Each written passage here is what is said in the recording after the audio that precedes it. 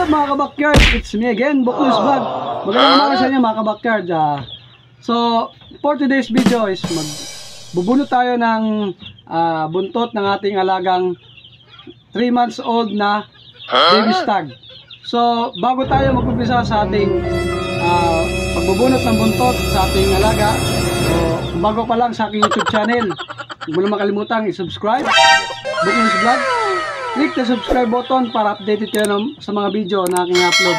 So tara mga kabakyard, bunutan natin para tumubo ng maayos yung kanyang buntot at maganda ang pagtubo. So let's go!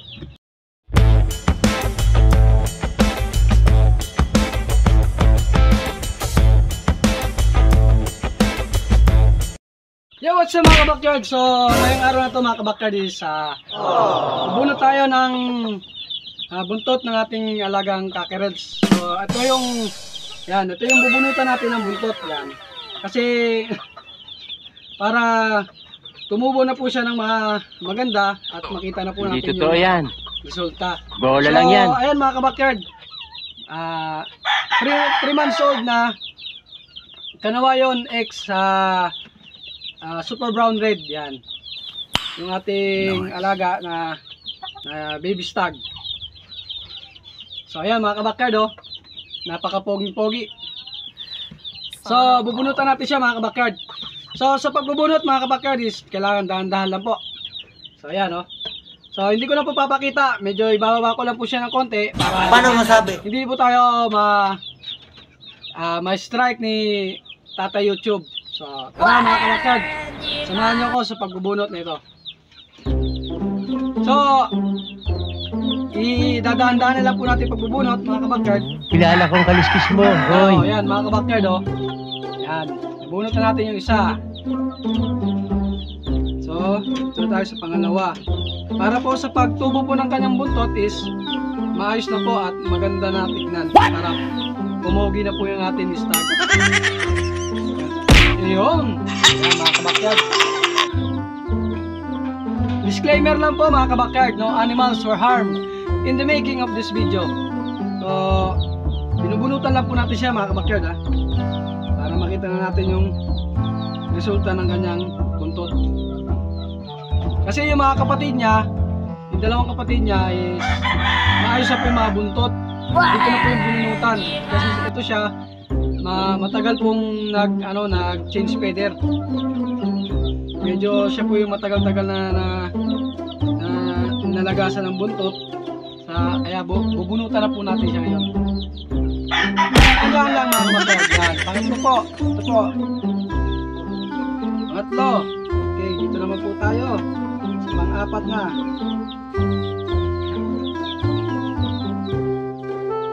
Yan. Medyo nakikiliti po siya. Medyo nakikiliti. Yan Ang-apat. Medyo po nakikiliti po siya mga kabakyard. Yan So, itong isa po mga kabakyard is parang bago pong tubo. Paano masabi? Hindi na po natin kukunin. Ito na lang po yung dalawa. Kunin na po natin to. Ito, bagong tubo Yan. Para makita na po natin yung kanyang resulta sa pagtubo ng magandang buntot. So, medyo inawaan ko lang po yung kanyang puwitan para hindi po masyado mainat matutubuan ng buntot. So yan Pang-5. Alright. Pang-5 at tapos yan, pang-6. So medyo yung iba po natanggal na po ng pusa.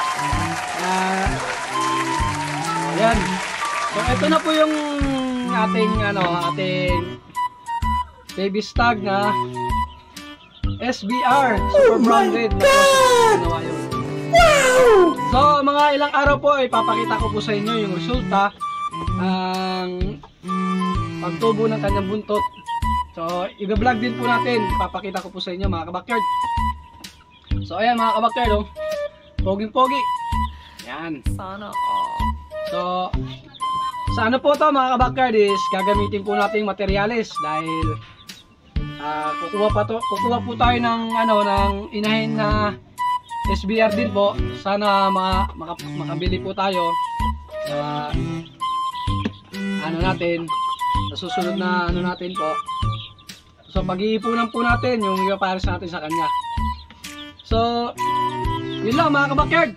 So siya nga pala mga kabakyard, sa 40 na po ngayon. Bukas is magra-raffle draw na po tayo. So sa mga hindi pa po nakasali, last day na po ngayon natin. Last day na po natin ngayon sa pagsali sa ating raffle. Dahil bukas close na po at mag-draw na po tayo bukas. Mga ang time draw po natin is mga 6 or 7 PM to 9 PM. Yan, 2 oras po tayo magla-live sa Facebook. So sana po ay makasali po kayo, yung mga hindi pa po naka PM sa akin. So PM na rin po kayo sa akin para dahil sa FB page po tayo magla-live. So pwede ko rin naman po i-vlog pero masyado na pong alanganin kasi isa lang po yung ating cellphone. So yan mga kabakyard.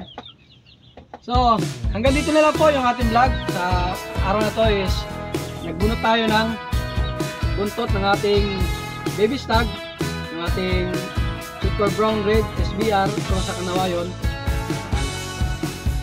So hanggang dito na lang po. Salamat po sa lahat po na nag-subscribe sa akin. Siyempre sa mga nag-like sa mga video ko at siyempre sa mga nanonood, yung mga silent viewers natin, maraming salamat po sa inyo. God bless po. Sana po huwag kayong magsawang sumuporta sa aking YouTube channel. Yan, Boknews Vlog po. Click the subscribe button para updated po kayo sa mga video na aking upload. So yan, maraming salamat. God bless. See you next vlog. Bye bye.